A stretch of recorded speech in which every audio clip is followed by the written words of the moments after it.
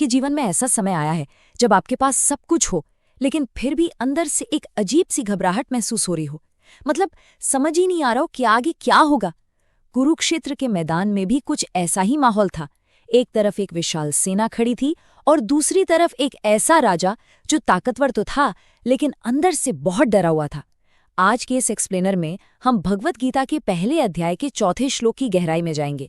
यह अकेला श्लोक ना हमें ये सोचने पर मजबूर कर देता है कि असल में असली ताकत होती क्या है।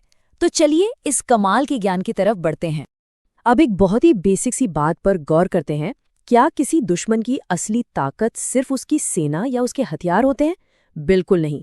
कभी कभी दुश्मन की सबसे बड़ी ताकत उसके हथियार नहीं, बल्कि वो महान लोग होते हैं जो उसके साथ खड़े होते हैं। महाभारत की उस ऐतिहासिक युद्ध से ठीक पहले महाशक्तिशाली राजा दुर्योधन को भी ना ठीक यही डर सता रहा था।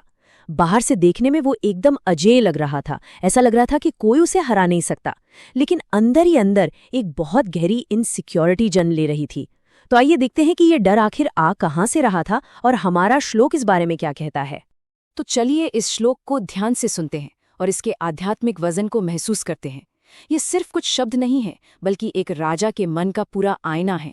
अत्र शूरा महिश्वासा भीमार्जुन समायुधि युयुधानो विराटश्च द्रुपदश्च महारथा। इन शब्दों में एक अजीब सी गूंज है, एक ऐसी गूंज जो डर और हकीकत के बीच का सीधा संघर्ष दिखाती है। आइए इसके अर्थ को बिल्कुल आसान और आम बोलचाल की भाषा में समझते हैं। तो इसका सीधा और बहुत ही स्पष्ट अर्थ ये है कि दुर्योधन अपने गुरु द्रोणाचार्य के पास जाता है और कहता है, इस सेना में बड़े बड़े वीर और महान धनुर्धर हैं जो युद्ध में बिल्कुल भीम और अर्जुन के समान शक्तिशाली हैं। इनमें सात्यकी, विराट और महारथी द्रुपद भी मौजूद हैं। अब यहाँ जो बात सबसे ज्यादा नोटिस करने वाली है ना, वो ये है कि दुर्योधन अपनी खुद की इतनी बड़ी सेना की कोई तारीफ नहीं कर रहा है। इसके बजाय वो घबराहट में विरोधी खेमे के शूरवीरों की बस गिनती किए जा रहा है, और ये चीज उसकी गहरी चिंता को बिल्कुल साफ तौर पर दिखा देती है। अब यहाँ एक बड़ा ही दिलचस्प और शक्तिशाली संस्कृत शब्द इस्तेमाल हुआ है, और वो है महेश्वासा। महेश्वासा का मतलब होता है महान धनुष चलाने वाले योद्धा।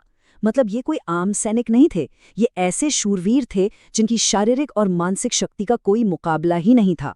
जरा सोचिए, एक विशाल धनुष को उठाना और उसे युद्ध के बीचों बीच पूरी सटीकता से चलाने के लिए कितनी असाधारण एकाग्रता और ताकत चाहिए होती है। दुर्योधन ये बात बहुत अच्छे से जानता था कि इस युद्ध में उसकी सीधी टक्कर किन भयंकर शक्तियों से होने वाली है। चलिए अब उन खास नामों पर नजर डालते हैं जिनसे दुर्योधन इतना ज्यादा खौफ खा रहा था। सबसे पहले आते हैं सात्यकी, जो भगवान श्री कृष्ण के परम भक्त थे और एक ऐसे योद्धा जिन्हें हराना लगभग नामुमकिन था। फिर आते हैं राजा विराट। ये वही राजा हैं जिनके राज्य में पांडवों ने अपने अज्ञातवास का पूरा समय एकदम सुरक्षित बिताया था। और आखिर में महारथी द्रुपद, जो खुद गुरु द्रोणाचार्य के पुराने और बहुत ही कट्टर दुश्मन थे। दुर्योधन को ये समझ आ रहा था कि लोग सिर्फ ताकतवर नहीं हैं, बल्कि ये वो बेहद अनुभवी वीर हैं जो सत्य और धर्म के लिए अपनी जान तक की बाजी लगाने को तैयार खड़े हैं। यहीं पर एक कमाल की साइकोलॉजी समझ में आती है। मतलब बाहरी दुनिया और इंसान के अंदर की स्थिति के बीच का ये कॉन्ट्रास्ट देखिए। बाहर दुर्योधन के पास पांडवों से कई ज्यादा बड़ी और ताकतवर सेना थी, लेकिन अंदर अंदर सिर्फ एक गहरी असुरक्षा और घबराहट थी। सच तो ये है कि इंसान के पास जब तक सच्चाई और धर्म का बल ना हो, तब तक दुनिया भर की प्रॉपर्टी, पैसा और कितनी भी बड़ी सेना उसे मानसिक शांति और असली वाला कॉन्फिडेंस दे ही नहीं सकती। ये एक बहुत ही गहरी और सोचने वाली बात है। तो इससे सबसे जरूरी पॉइंट ये निकल कर आता है कि जो लोग धर्म और सच्चाई के साथ खड़े होते हैं ना, उन्हें हराना कभी भी आसान नहीं होता। दुर्योधन का जो सबकॉन्शियस माइंड था वो इस बात को बहुत अच्छे से पकड़ चुका था। जब सामने वाले पक्ष में नैतिकता, वफादारी और सच्चाई की नींव मजबूत होती है, तो वो अपने आप में एक अजेय शक्ति बन जाती है। असल में दुर्योधन का ये जो बढ़ता हुआ डर था, वो किसी हथियार का डर नहीं था, बल्कि सच्चाई की उस चमक का डर था जो इन सभी शूरवीरों के अंदर कूट कूट कर भरी हुई थी। अब इस हजारों साल पुराने ज्ञान को आज की हमारी मॉडर्न लाइफ से जोड़कर देखते हैं। आज के टाइम में भी ना सक्सेस सिर्फ आपके बैंक बैलेंस या आपके रुतबे से नहीं तय होती। जरा इस चीज को देखिए, आज की दुनिया में सच्ची ताकत क्या है? आपके ईमानदार साथी, आपके एकदम सच्चे दोस्त और सच्चाई के साथ खड़े रहने की आपकी हिम्मत। और दूसरी तरफ झूठी ताकत क्या है?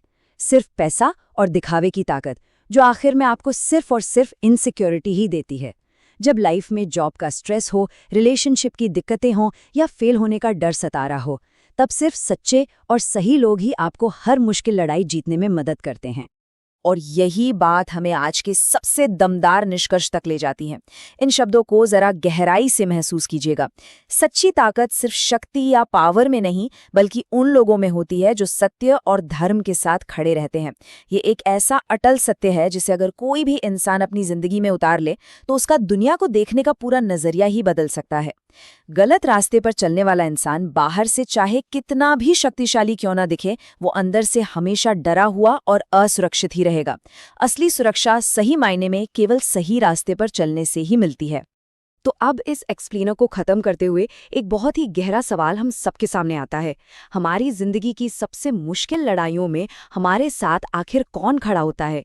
क्या वो लोग धर्म और सच्चाई के साथ चलने वाले हैं? इस पर एक बार शांति से बैठकर विचार जरूर कीजिएगा। अगर आप चाहते हैं कि गीता के अगले श्लोक का भी मैं इसी तरह डिटेल में एक्सप्लेनेशन लेकर आऊं और हम इस कमाल की जीवन बदलने वाली यात्रा को आगे बढ़ाएं, तो इस चैनल को सब्सक्राइब जरूर करें। मिलते हैं अगले एक्सप्लेनेटर में।